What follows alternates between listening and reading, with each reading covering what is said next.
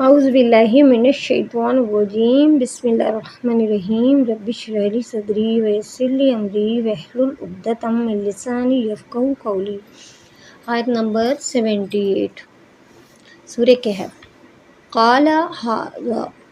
کہا یہ ہے، فراق جدائی، بینی درمیان میرے، و بینک اور درمیان تمہارے،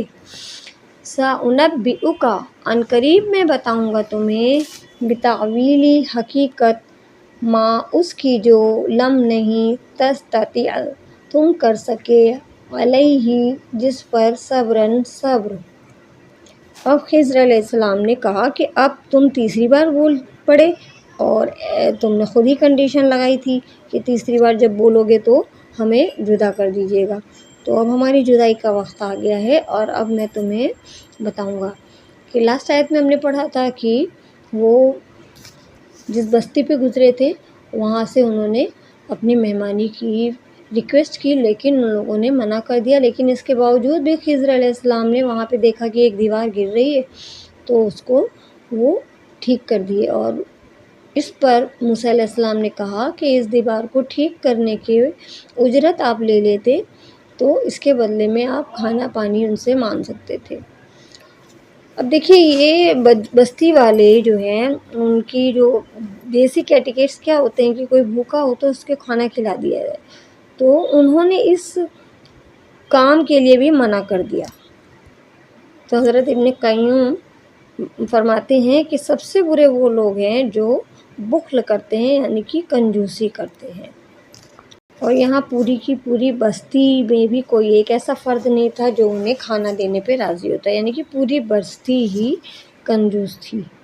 اور خود آفر کرنا تو بہت دور کی بات ہے، لیکن جب ان مسافروں نے خود مانگا تو انکار کر دیا۔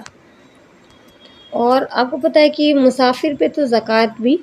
یہ ہے کہ فرض ہے، کیونکہ اب آپ کو نہیں پتہ کہ کوئی مسافر کس حالت میں کہاں پہ ہے۔ کئی بار ایسا ہوتا ہے کہ کوئی آتا ہے دوسری جگہ پہ اور وہاں اس کا سامان وغیرہ چوری ہو جاتا ہے، چاہے وہ کتنا ہی پیسے والا ہو، تو اس کے اوپر زکوٰۃ کا پیسہ بھی دیا جا سکتا ہے۔ اب جب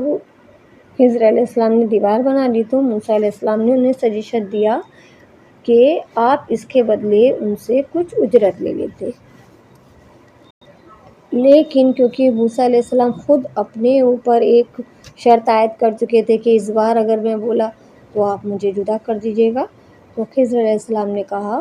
کہ اب ہماری جدائی کا وقت ہے، اور اب میں ان باتوں کی حقیقت بتاؤں گا جس پہ آپ صبر نہیں کر سکے۔ آیت نمبر 79 اما رہی السفینۃ کشتی، فکانت تو تھی وہ، لمساکین مسکینوں کی، یعملون جو کام کرتے تھے، فی البحر دریا میں، فاردت تو چاہا میں نے، ان کے اعیبہا کہ میں عیب دار کر دوں اسے، وکانا اور تھا، وراءہم آگے ان کے،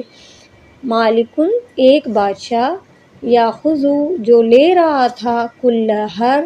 سفینۃ کشتی کو، غصباً ظلم سے یا جبر سے۔ تو آپ نے فرمایا کہ جو کشتی تھی وہ ایک مسکینوں کی تھی، ٹھیک ہے۔ مسکین کون ہوتے ہیں؟ وہ فقیر نہیں ہوتے، وہ کسی سے مانگتے نہیں ہیں، ان کی کوئی نہ کوئی معاش کا ذریعہ ضرور ہوتا ہے، لیکن وہ اتنا نہیں ہوتا کہ وہ اپنی ساری ضروریات پوری کر سکے، تو ایسے انسان کو کہتے ہیں مسکین۔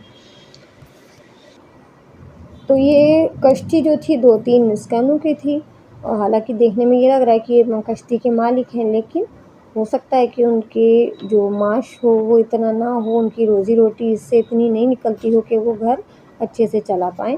تو وہ بھی کشتی جو ہے آگے ایک بادشاہ تھا کہ جتنی اچھی کشتیاں تھیں ان کو چھین رہا تھا،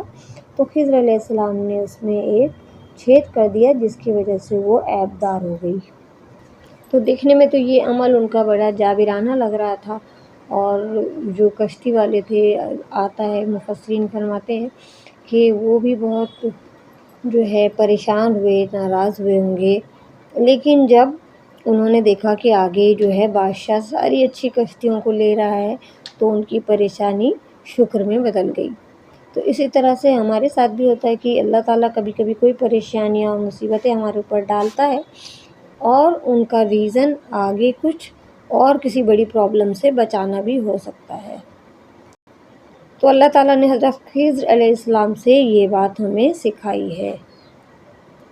کشتی والوں نے 2 انجان آدمیوں کو اپنی کشتی میں بنا کاسٹ کے، بنا کوئی پیسے کے بٹھایا، اور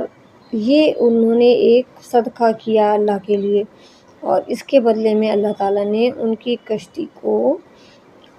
اس بادشاہ سے بچا لیا۔ تو نیکی کرنے سے ایسا نہیں ہوتا کہ صرف آخرت میں ہی ثواب ملے گا، بلکہ دنیا میں بھی نیکی کا بدلہ اللہ تعالیٰ دیتا ہے۔ سبحانک اللہم و بحمدک، نشہد ان لا الہ الا انت، نستغفرک و نتوب الیک۔